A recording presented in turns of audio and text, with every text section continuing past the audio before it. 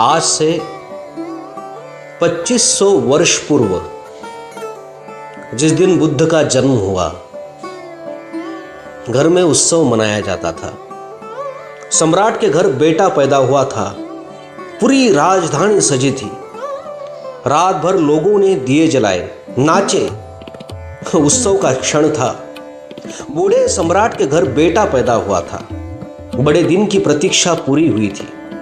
बड़ी पुरानी अभिलाषा थी पूरे राज्य की। मालिक बूढ़ा होता जाता था और नए मालिक की कोई खबर न थी। इसीलिए बुद्ध को सिद्धार्थ नाम दिया।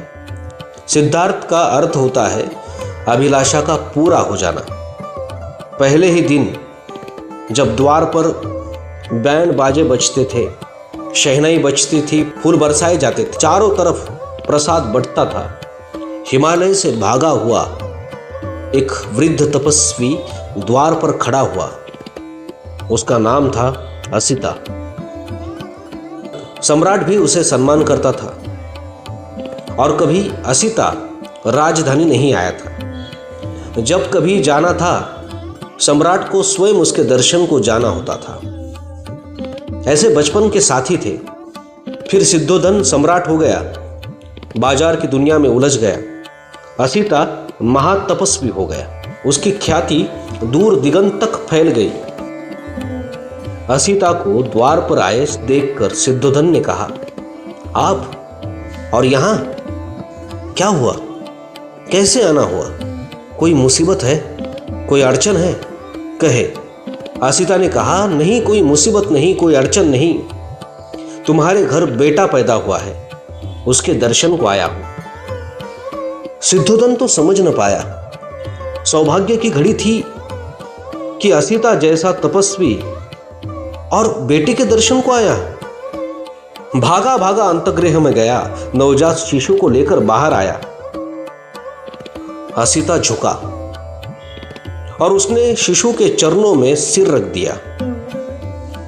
और कहते हैं शिशु ने अपने पैर उसकी जटाओं में उलझा दी। फिर तब से आदमी की जटाओं में बुद्ध के पैर उलझे हैं। और असिता हंसने लगा और रोने भी लगा। और सिद्धोधन ने पूछा कि इस शुभ घड़ी में आप रोते क्यों हैं? असिता ने कहा, यह तुम्हारे घर जो बेटा पैदा हुआ है, ये कोई साधारण आत्मा नहीं है, असाधारण है। कई सदियां बीत जाती है। ये तुम्हारे लिए सिद्धार्थ नहीं है, ये अनंत अनंत लोगों के लिए सिद्धार्थ है। अनेकों की अभिलाषाएं इससे पूरी होगी। हंसता हूं कि इसके दर्शन मिल जाए। हंसता हूं, प्रसन्न हूं कि इसने मुझ बूढ़े की जटाओं में अपने पैर उलझा दिए। यह सौभाग्य का क्षण है। रोता इसलिए हूं कि जब ये कली खिलेगी, फूल बनेगी, जब दिगंत में इसकी सुवास उठेगी, इसकी सुवास की छाया में करोड़ों लोग राहत लेंगे, तब मैं न रहूंगा। और ये मेरा शरीर छूटने के करीब आ गया। और एक बड़ी अनूठी बात असिता ने कही है। वो ये है कि अब तक आवागमन से छूटने की आकांक्षा थी, वो भी पूरी हो गई। आज पछतावा होता है कि जन्म अगर और मिलता तो इस बुद्ध पुरुष के चरणों में बैठने की, इस वाणी को सुनने की, इसकी सुगंध को पाने की, इसके नशे में डूबने की सुविधा हो जाती। आज पछताता हूं, लेकिन मैं मुक्त हो चुका हूं। यह मेरा आखिरी अवतरण है। अब इसके बाद देह न धर सकूंगा। अब तक सदा ही चेष्टा की थी कि कब छुटकारा हो इस शरीर से। आज पछताता हूं कि अगर थोड़ी देर और रुक गया होता। इससे तुम थोड़ा समझो। बुद्ध के फूल खिलने के समय असिता चाहता है कि अगर मोक्ष भी दांव पर लगता है तो कोई हर्जा नहीं। तब से 2500 साल बीत गए।